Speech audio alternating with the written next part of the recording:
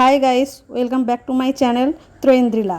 এই গরমে আম পোড়ার শরবত খেয়ে তৃপ্তি পান এবং সুস্থ থাকুন। প্রথমে আমটাকে ভালো করে পুড়িয়ে নিয়ে জল দিয়ে খোসাটা ছাড়িয়ে নেবেন। হাতে মেখে ব্লেন্ডারের সাহায্যে ভালো করে মিক্স করে নিয়ে ছেঁকে নেবেন।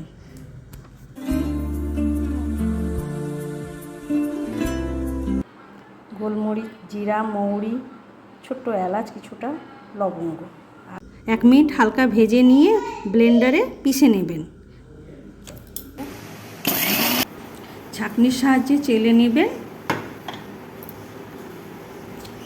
আবার একই রকম করে চিনিটাও পিষে নেবেন। লবণ, চিনি গুঁড়ো, ব্ল্যাক সল্ট পাউডার এবং ভাজা মশলা আর সেই আম পোড়া এভাবেই তৈরি করে ফেলুন শরবতটি, যেটি খেতেও সুস্বাদু এবং স্বাস্থ্যের পক্ষেও উপকারী।